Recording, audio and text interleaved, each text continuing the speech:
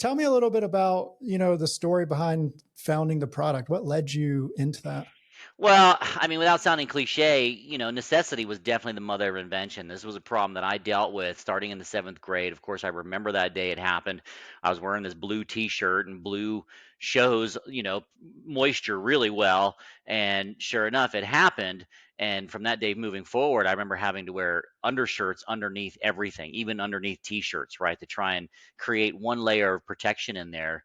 And and throughout that process, and as we got older, and still in high school and stuff, I had in my small group of friends. I grew up in a small town on the East Coast, so in my small group of friends, there was two other guys that had issues with this as well.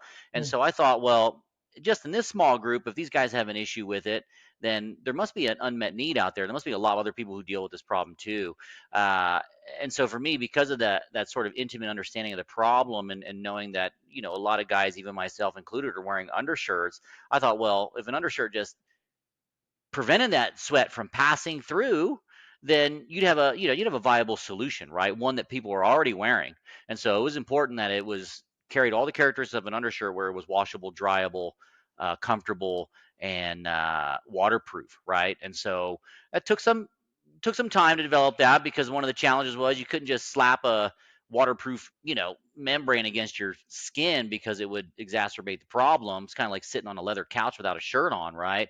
So we had to come up with this sort of layering and stitching system that allowed for a billowing effect as you moved your arms, to kind of help mitigate some of that thermal heat transfer from your body. So that's kind of how it came about. And I wish that I had this product. That's where my heart goes out to these kids who are stuck in school 6 7 hours a day. They can't, when you're working, and you always get these breaks, and you're able to kind of change it and kind of deal with the issue a little better than you can if you're in high school. And of course, how kids are, right? Middle school, high school kids, they can be Brutal. relentless. Yeah, they can be brutal. So luckily for me, baggy clothes were very in, right? I Mm, graduated, aged myself in 1996, so that was sort of moving into that sort of hip hop era where everything was just super baggy, and mm, that was fine, and that allowed me to kind of hide this problem very well with just an mm. undershirt. But God forbid you pressed up against it for any extended amount of time, then it would soak through. So I was very fortunate during that time frame. I don't know what I would have done had this product not been around, and there was that whole sort of skinny tight movement that we Yeah. came out of several years ago. That would have been very difficult. And I had people would buy me shirts, like say a girlfriend at the time. She would buy me a shirt, and of course it'd be proper fitting, so to speak. And I would have to explain to them, like, oh, hey, I can't. I can't really wear this because I pit out and it's going to show. And they'd buy me all these pretty colors, and I couldn't wear those either because it was had a high probability of showing. But so this thing was truly born out of necessity. And my business partner, who was a family friend, we were acquaintances. Our wives' families knew each other. He had an apparel background. I just didn't know to what extent. He was a private label guy doing domestic supply chain. And so when I reached out to him, when I was trying to get this off the ground, some people, hey, said you should reach out to Randy. His name's Randy Choi, by the way. You should reach out to Randy. And I reached out to him, and sure enough, he told me he had cranial hyperhidrosis. So he knew exactly what I was trying to do and the motivation behind it. And he became impassioned about it as well. And that was, the rest is history. We shook hands, made it official. I was originally going to have him on as a project manager consultant to get the production side going. And, of course, I expressed desire to have a partner in this thing. And yeah, we came on board. We're 50-50, and it's been like that ever since. And he actually had a surgery that back then, probably 20 plus years ago, they recommended, as a solution, where they go in and clip some nerves in your underarm area. They don't even recommend that surgery anymore. So he had it done, and of course he had some side effects and still has some side effects from that. And so he's championing that too, right? Getting out there and letting people know, like, hey, you don't have to have this surgery. There are alternatives out there, and the Thompson Tee being one of them. Well, and that brings up a very good point, and I appreciate you sharing all that. He Yeah. said he had a surgery. I was doing a bit of research on hyperhidrosis and your brand before this recording, and saw that there are some, I'll call them alternative solutions to your product, right? So, and correct me where I'm wrong here, but Botox seemed to be one. And then there were certain medicines that I was seeing timeline wise, like about 5 years ago, people were saying came out, but people were saying with the medicines as well, like the surgery, that your business partner had, there's negative side effects they have to deal with, right? Uh, Yes. do you find your product type is among the commonly known solutions for that, or do people default towards like the quick fix medical, like Botox or medicine type route? Oh, well, I mean, considering all the marketing effort that we put forth, I would like to think that we're, Yeah. considered a common, but, you know, and it could be biased because there's never enough, right? We know how big the market is, how big the need is, and to sort of answer your question about the Botox, that's been around for a while. A lot of the Yeah. drugs that were put out there were off-label drugs, right? That they Mm, found had an effect on sweat, and as you mentioned, they all have side effects. I mean, obviously, Botox has its, whatever side effects that are published out there, but it's also a process that could be pretty painful because there's quite a few mhm, injections you have to get. It's also temporary, meaning that it's only going to last for so long, and you have to go mhm, back and get repeat treatments. And that area of your body is very sensitive. And so some people are more, some people don't even want to put aluminum on there. So some people were more adverse to like putting anything in there. And so, I wish that more people knew about our product, and that's part of the problem that we've faced since day one is awareness, because something like this never really existed till we came onto the market. And now all the products mhm, that you're seeing out there now came after us. There was literally nothing. And so that's why we were also awarded a patent for the design of our product and the utility of it. Um, I just don't think enough people know to even search a sweat-proof undershirt, so to speak, or an undershirt that blocks underarm sweat. We're doing as much as we can getting the message out there, but I think naturally people might migrate towards seeing their general practitioner, or and then of course if you see your general practitioner, they may send you down the route of trying to get some sort of topical prescription, which again, they all have side effects too. They can be very irritating. Some people don't receive them very well. Our shirts are what we set out for them to be, which is a convenient, affordable, and safe solution to this problem, right? It just literally, mhm, you just put it on, take it off, wash it, and dry it. mhm. Yeah, and medical companies have the largest marketing budgets possible. I think you've got. Yeah. Oh yeah. Oh yeah. We actually did a little collaboration with one of them a few years back, and realized that the sheer amount of and it's other people's money, right? Investor money. So it's not their money, right? Not like we're this little bootstrapped company that my business partner and I started. I mean, they have seemingly unlimited amounts of money to go after it, and I don't. It's interesting that space. I mean, I guess it's pharmaceutical, it's pills, it's kind of like Mhm, software, right? Low cost to produce. Once it's all in the R&D, it's all in that, it's all front loaded. But once it's approved and going, then the pills are pennies to create, I'm sure, and it's massive amounts of margin. So I see why it attracts. And it's like sort of the ultimate recurring revenue, right? Your continuity mhm. plans where you got to take medications for a long time. I see why it attracts the investment dollars that it does. But that really, none of that stuff was happening. Like you said, about 5, 6 years ago, we started about 10 years ago, and none of that was really happening. It was just starting, to clinical antiperspirant was on the market. I think that justified, the customers' appetite to pay 11, $12 for a stick of antiperspirant that was claimed to be stronger and last longer. And I think that maybe shed some light on the market, because then all of a sudden biotech and pharmaceutical did come into the mix. You have these devices that are like microwave guns and stuff like that that go in and sort of heat up the sweat glands and try and destroy them that way.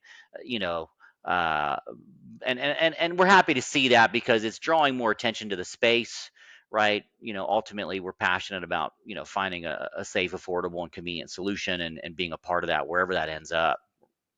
Yeah, for sure. And when it comes to getting the word out there, I know you said that's been the biggest opportunity is awareness of this as being a solution route. Do you find word of mouth being an option, or do you feel like this is still a condition that there's a bit of, I don't want to say secrecy, but just kind There's a of like stigma. stick, a Yeah, shame there's a stigma to it? stigma. Yeah, no, you're exactly right, Colby. That's been a challenge since day one, right? And I totally empathize and understand with the customer, because obviously I deal with this problem, and when you suffer from it for so long, and you've spent so much time and effort and energy and concern and stress about trying to conceal it and not letting anybody see it, when you finally find a solution, you're free from this problem. You're free to wear the clothes you want to wear, right? And so uh, the last thing you kind of want to do is go out there and then now have to admit to the entire world that you have this problem. I mean, Mhm. it's so deep rooted in your psychology that when we first launched this product, I didn't want to call it Thompson Tee because then I would have to go out and admit, I'd have to go out and champion that, which I got over very quickly, right? I mean, but still, there was that apprehension Mhm. from, even my perspective of going out and doing that. Now, that's not to say that we have customers out there who are very proud and supportive and will go out there and, post their comments and let the world know. And we love them for it and appreciate them going out there and taking that step and helping others find a solution to this, because it's not just something that people really talk about. Although it Mhm. seems like everyone I speak to and everyone who knows about, they all, whether it's them, but they all know somebody that's like, oh my, I know someone who could use this product, Mhm. right? Mhm. And so like, but then how do you broach that subject, right? Like, hey, by the way, there's this shirt that you have. So word of mouth, I'd say, unfortunately, is not, it's not one of those products, and understandably so, that is going to literally go viral and gangbuster via word of mouth Mhm. because of the sensitive nature of this product, right? It's just one of those things where, again, you're trying to hide it, and I totally get it. So, um, Yeah, and so I understand the empathy with. I mean, that'd kind of be like telling somebody, "Hey, you should try this makeup or something." You know what I'm saying? It's like, we're like, hey, you know what? You have like really bad breath. yeah, yeah, yeah, yeah, Here's yeah, this great breath, fresh yeah. breath. I'm I'm curious from a brand perspective, though. How do you feel about marketing that would normalize this type of thing? I've seen commercials on TV recently, and I don't know the brand that it was for, but it was talking about like females saying "I poop." Like I go to the bathroom, like I Hmm. do that. I was Hmm. like normalize that. But how do you feel about normalizing this condition? Well, I mean, that is the goal, right? That's the Yeah. goal. If we could normalize it, that would be the goal. At the end of the day, it's not very far from underarm sweat. So if you look at, antiperspiran's been around forever. The major consumer conglomerates have been putting commercials out there forever. Raise your hand if you're sure, and never let them see you sweat, and all the campaigns that come with that, right? Mhm. So the tip of the iceberg is there, right? I mean, people are acknowledging this, and there's content and stuff that's out there, right? So I just feel like it's just a matter of taking the just the next step, right? And again, clinical antiperspirant sort of move the needle a little bit in that direction. But the problem is that, it's not if we should do something like that, it's really how.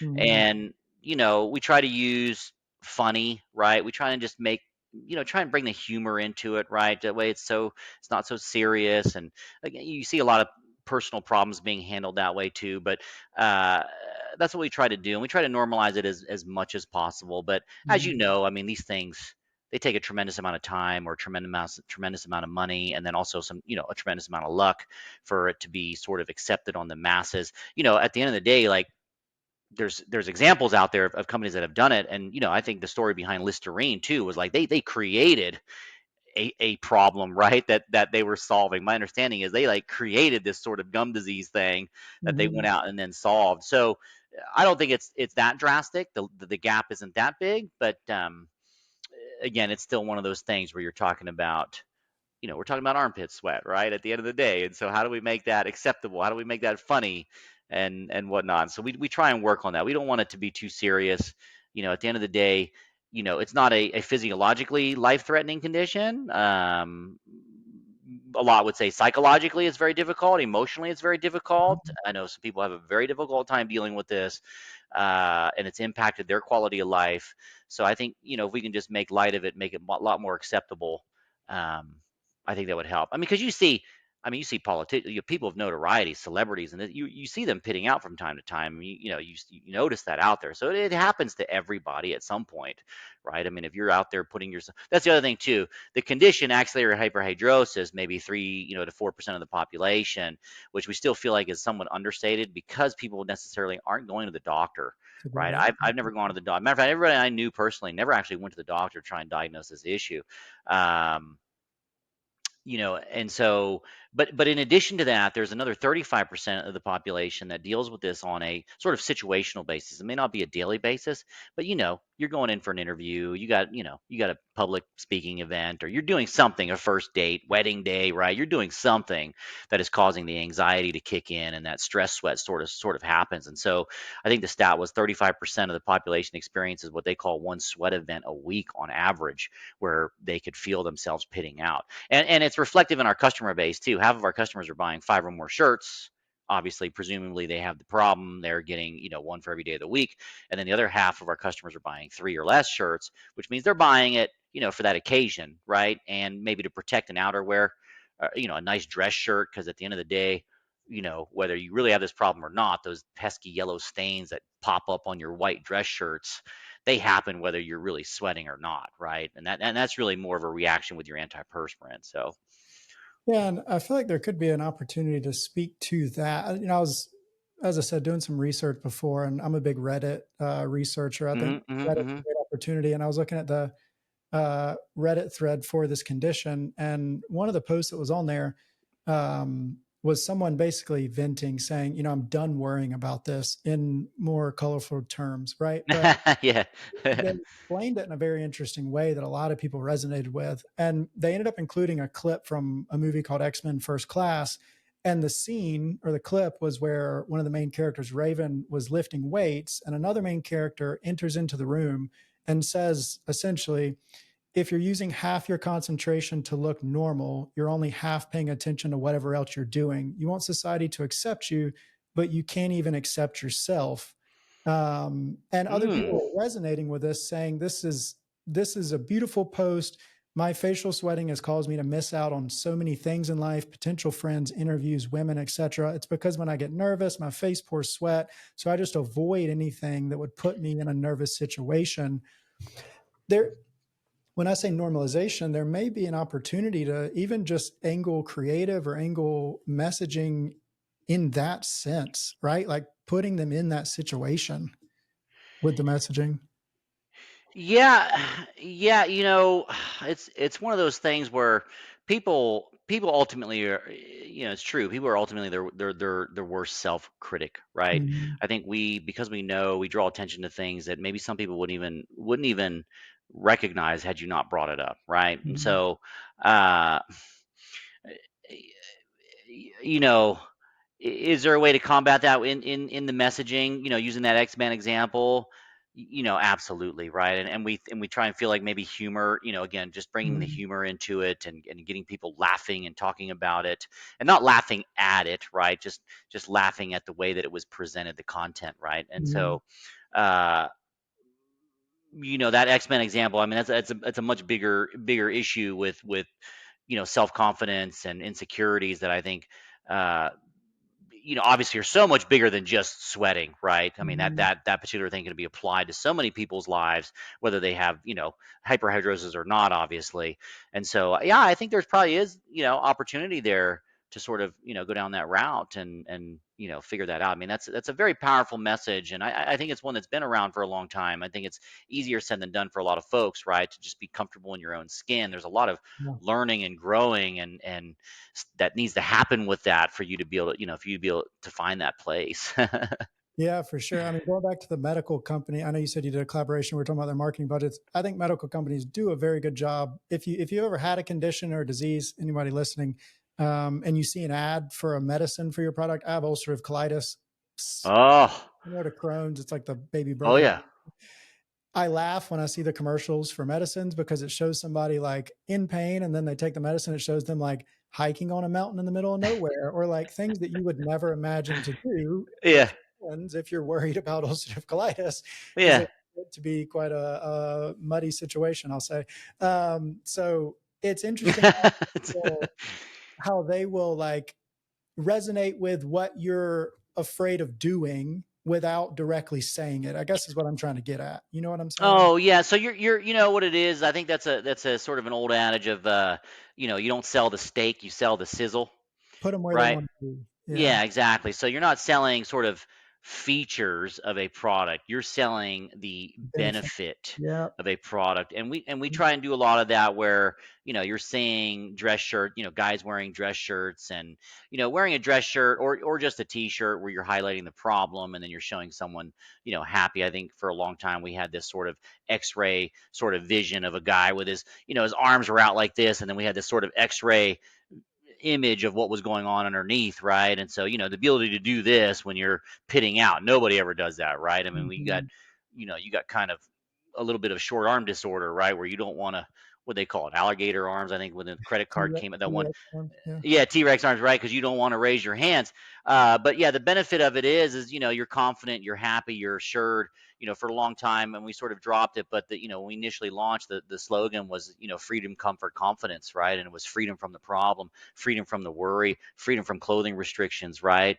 Comfort because it's a comfortable solution. You're not wearing something that is like crazy restrictive or super high heels to achieve a certain look you want. It's just an undershirt. It feels like an undershirt. And then obviously the confidence that you get from all that. Well, it's a key to living a normal life. You can't necessarily directly sell it that way, right? Because you're not a FDA backed. I'm gonna say you can't. You probably can't. Not an FDA backed medicine, but like you're selling a shirt, but you're selling not missing out on interviews Yeah. and potential friends and women and Oh staying yeah. in life, right? Oh yeah. Oh yeah. Yeah. We had a testimonial come in, Colby, that was it was so amazing. And we get a lot of these that come in on a regular basis, and we don't, all the testimonies that you're going to read out there, they're real, except for the names, right? We obviously change the names Mhm. to keep people's keep people's identities, their privacy.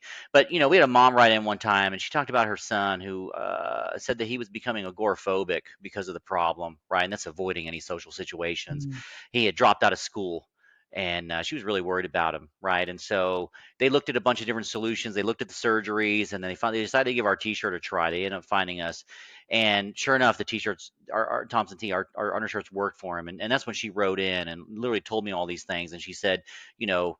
She didn't want to sound melodramatic, but she felt like our shirts were giving him his life back. He was rebuilding Mhm. his social life. He was more apt to leave the home than whereas before he didn't. And then also he was back in school. He went back to school, and so she said, uh,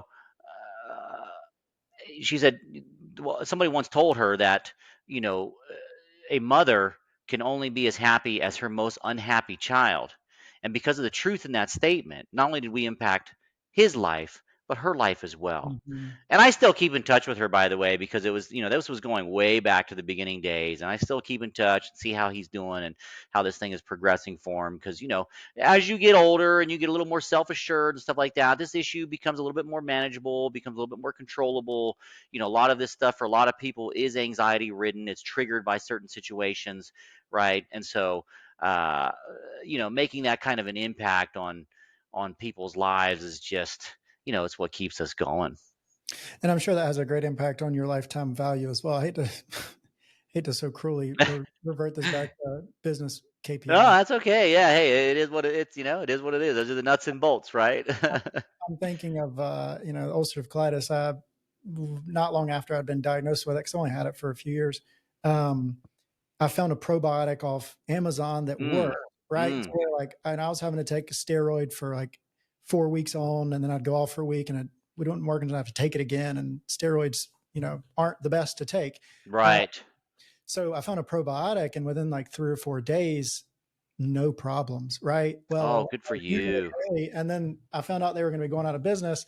So I looked at the average shelf life and bought like 2 years worth of it to stock up because I knew that it worked, right? And I'm imagining when someone finds your product and they know it works, it's helpful because as I was doing Reddit research, I saw people talk about, hey, sometimes I sweat so bad through a shirt I have to throw it away. That's not happening Mhm, here. But also, mhm. now they know that this is an answer, or a solution to the problem.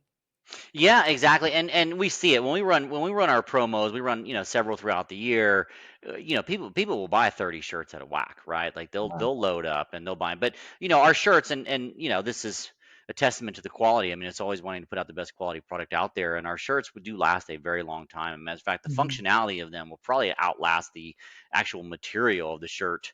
The chest and back, so because the shirts 100%, combed cotton, with the exception of an interior layer that is sandwiched between two layers of cotton, right? So everything Mhm. against the skin is cotton, but they last a very long time. And our customers, obviously they're going to repeat purchase, right? I mean, at the end of the day, if you're pitting out in a shirt, you're gonna the life of that undershirt is going to be less than someone who doesn't pit out on a regular basis in that shirt. So people are replenishing, probably at whatever rate they personally just go through their shirts. I mean, for me, it would be about a year, and my undershirts would be destroyed in the armpit area, and Mhm. so I would have to, get new ones. It was like the start of every school year, right? It was part of the pack, right? It was like, okay, 10 new undershirts for the new school year, and then go from there. So we of course we get a lot of that. And and that falls in line with that, repeat purchase LTVs, is that, without sounding cliche, is provide the best product backed by the best service. And we have one of the most liberal return policies probably in all of apparel. I haven't heard anybody talk about return policies in apparel like we do, because at the end of the day, we don't care. Most apparel is like unworn, tag still on, in the original packaging. Not, for us, we don't care. You wash it, wear it, try it for 30 days. If it doesn't, if you don't want the product anymore, then we're gonna honor that refund, because we don't want someone out there with our product who doesn't want it, who's not satisfied Mhm. with it, right? We don't want to stick them with that. And so that also shows the confidence that we have in our product. And we also want because of understanding of the LTV, we want our customers to have the right fit, right? So that way they can go back, and once they get the right fit, because everyone's size scale is slightly different. Cotton is a living, breathing Mhm. thing, right? As much as you try to get it within the variants, sometimes things are going to change. So we want to make sure our customers get the best fit. And once they get the best fit, they know what to order. They're going to continue ordering that over and over again. I mean, we saw one of our competitors had this ridiculous return policy, which was like your first purchase, return thing, which I know why they did it, because they're trying to minimize the exchanges and get the fit right. But I mean, that sounds so ridiculous. Your first purchase, return. After that, you have to pay for all these extra whatevers. But for us, it's 30 days. Wash it, wear it, try it. You don't like it, send it back. You want an exchange, no problem, right? We just send it back, give you the refund, send you the new shirt. It's very much how Amazon handles return exchanges, right? There's no waiting for the shirt to come back and then having to wait. It's literally treated like a refund. You send it back, you get refunded, you buy your new size. That way it's very fast, right? Everything happens very fast for the customer. Have you ever tried any sort of like, I don't want to call it a downsell, but like if somebody goes through an ad to like a bundle 3-pack page or something, like maybe like a try, not try before you buy because they're buying it, but like try a single shirt, see if you like it, then worry about the rest type thing. Do you know what I'm trying to say? Well, yeah, I think so. And I think customers will naturally buy maybe one. Or what's interesting is, with e-commerce, we thought, oh, okay, well, if you're selling an individual item, I mean, you can just a couple clicks and you got three or four of them in your cart, right? But Mhm. what we found is that when you bundled them, for whatever the reason, right, uh, people were more apt to buy the bundles, Mhm. maybe out of just sheer convenience of one click versus having to click two or three times, and then they were to, like, hit the because all we did was we created SKUs that were bundled, and people were still buying those, to a large degree. But at the end of the day, it's a situation where, and it does get a little costly. We're trying to figure out this process, because, because it's underwear and because it's shirts. Like, even if someone opens a product, we're not gonna put that back into. And you can tell, right? You can tell when a shirt's been washed, whether it's new or whether it's just been tried on. But for all the reasons of, like, perfume, colognes, or so if a product comes back to us open, it doesn't ever get recycled back into the new products. Now we're looking at possibly, doing a thing where, there's something we could do with that product, whether it be donate them or something, right, to where it's not just getting trashed. Maybe even like a industrial wash on all of them that have been opened, and maybe, setting up a secondary market. But I don't know. But we're getting to the point where the volume sort of makes sense, um, as far from an inventory standpoint. But yeah, that's Well, kind of the returns exchanges nightmare that every e-commerce company deals with, right? I mean, they're all trying to figure out how to mitigate that to a certain degree. yeah. Well, and it sounds like business is growing, which is good. Product expansion. I don't personally have this condition, so this is kind of a blind question, but Yeah. like night sweats, is there any expansion towards like bed sheets or towards pillowcases or anything like that with your materials? Or do you feel staying within the clothing apparel is the best route? Yeah, product expansion, we're always open to it, right? We're always open to it. We do have to be careful, right? Because we've had some products that we've added on. They weren't necessarily a homegrown product from Thompson Tee, which I know makes a big difference. And then you're always dealing with that. Okay, well, on one side of the coin, it's like you got to evolve. You got to product, Mhm. develop new products. You got to diversify your product line. You can't just be a one trick pony. And then we've also heard the complete opposite to that, right? Do what you do best, keep doing it, Mhm. and make sure you stay on top. So we kind of do a blend. We have looked at betting, right? We have explored the betting space. We've looked at a couple other products. We've tested out a couple other products, and there is a product that I'm launching in the spring that I'm pretty excited about. It's a footwear product, and I think that it goes hand in hand with some people who have hyperhidrosis in any area. I think they might have a tendency to their feet may sweat a little more than others, and it's a product that I've been testing actually for gosh, like the last 3 years, and so and it's a product that I need. And I'm looking forward to it. And it's not out on the market yet. And it's a product that I'm looking forward to not only just providing to other people, but having for myself, right? Mhm. So it's kind of one of those things where here we are again. There's a product that I need for myself. It's not out there on the market. Which and what are you gonna do? We're gonna go out and create it. We're gonna make it happen. Which leaves an opening, Colby, for your probiotics. I mean, if that probiotics works for you, I mean, there may be something there. You could come out with your own line of probiotics. I don't know where the probiotics sit in the landscapes of FDA approvals. I know all of the supplements because I had dabbled in supplements before, way back. They're not FDA approved. Mm-mm. So anyone selling supplements can just, I mean, they can literally just hang a shingle on their door and be like, well, here we go. We're selling Yeah. supplements now, right? And so it's a much more wide open space. And I don't know if the probiotics fall in that space. I feel like they probably do. Speaking of the FDA, we had mentioned that when we first launched, we actually, because I wanted us, because there was so much snake oil on the market and there was such a level of distrust amongst people looking for a solution to underarm sweat, I registered our product and got approved as an FDA medical device. Mhm. So we had that stamp, FDA approved medical device.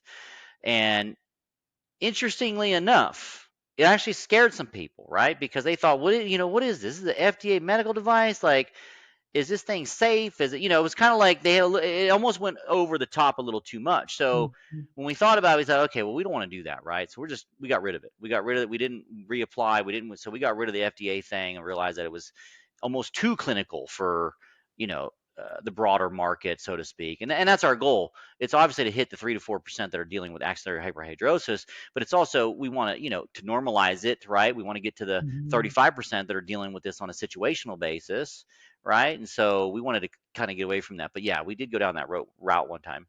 Interesting. Yeah. So catching the people that just consider themselves sweaty versus Diseased, right? Or something like that. Yeah. interesting. I wonder if that Yeah. was making people have to create an acceptance they weren't ready for, or if it was just, or if I'm just overthinking that. I would love to know more about that. Yeah, and that was, I mean, that was like literally out the gates. That was Mhm. probably like year one. So Mhm.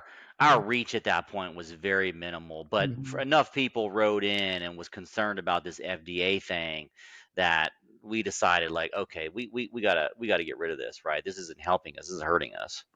Interesting. Well, tell me this before we go into rapid fire. What are some of the biggest marketing opportunities that you're going to be focusing on? By the time this comes out, it'll be 2024. So,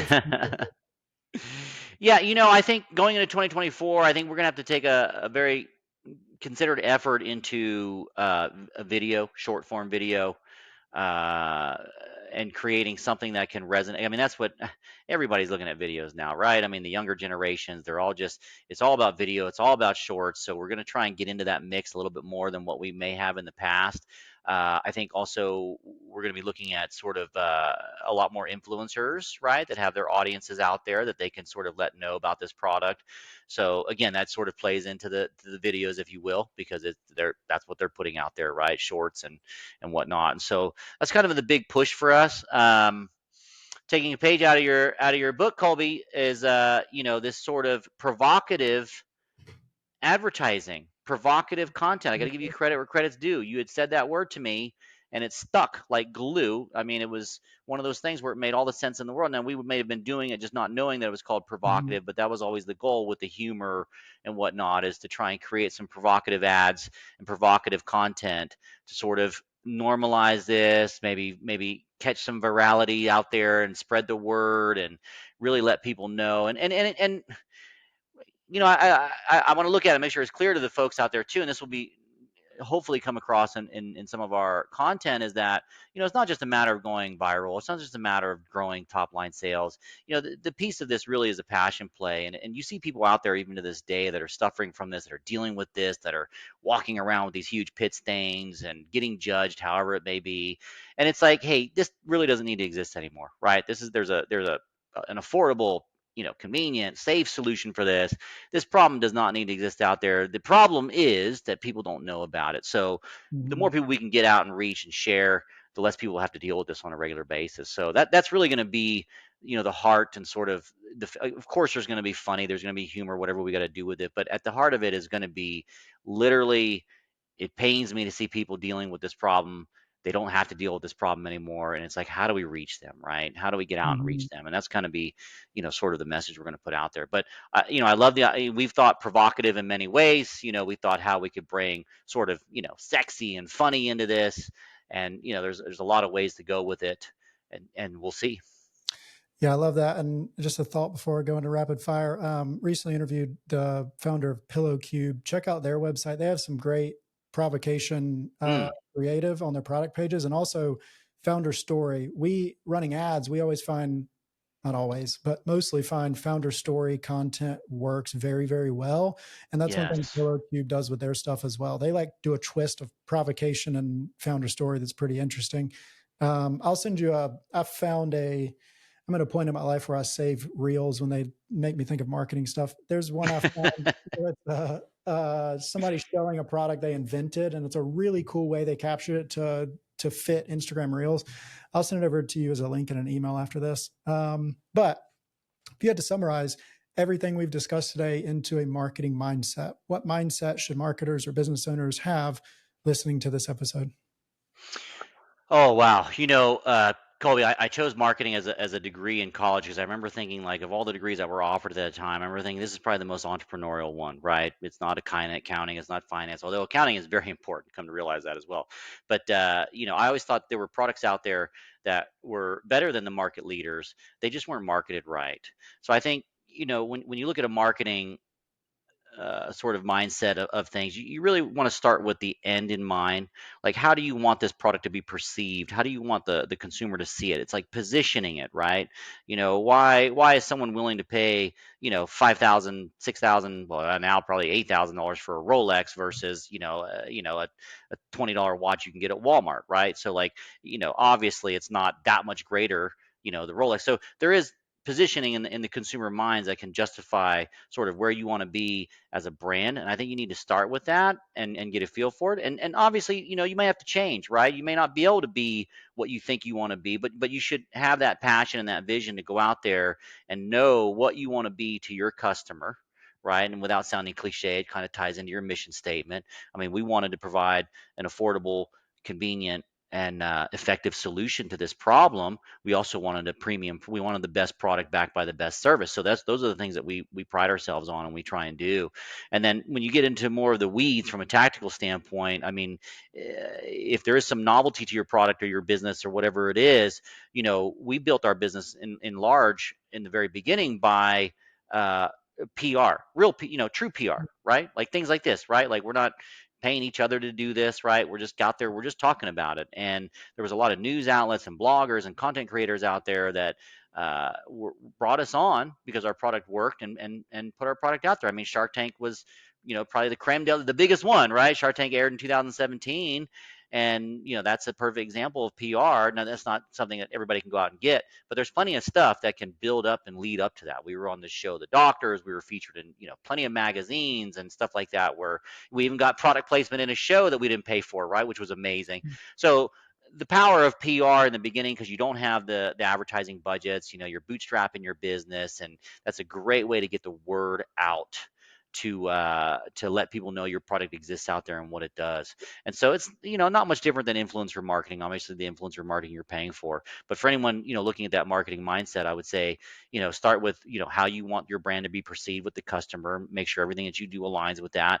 And then also, if you're bootstrapped and you're a startup, believe in the power of PR and try and reach out there and try and get yourself featured on those things. And that's probably what I would say for any and obviously any entrepreneur knows that, a little bit of sales skill goes a long way, right? Your ability to go out there and prospect and your ability to go out there and drum up business, because nobody's going to do that for you in the very beginning, is very important, right? So maybe just a little bit of that too.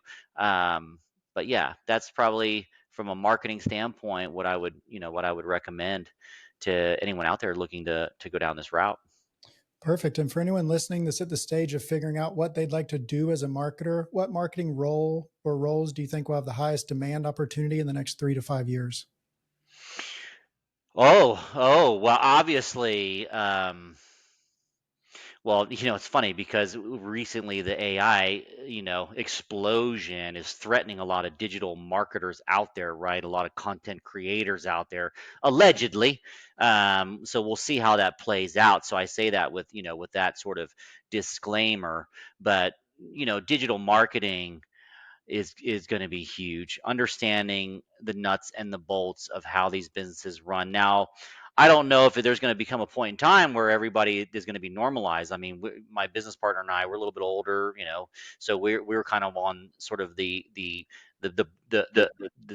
down end of the declining end, if you will, or well, I guess what I'm trying to say is kids are coming up now. There's digital marketing degrees. Hmm. We didn't even have digital marketing as an option as a major, right? We didn't even know how to install Google Analytics on our website when we first launched it, right? So we were like Web 1.0, right, when it was coming out. And so I always felt like anybody who can do that, who can control these marketplaces like the Amazons, really dial that stuff in, there's going to be a need. But I say that knowing, from my perspective, right? I don't know if down the road these kids are going to become it's going to be so intuitive to them that, but you know what, I changed that up. It's going to evolve just like everything else. And so what becomes normalized will be normal, right? Like to my parents, right?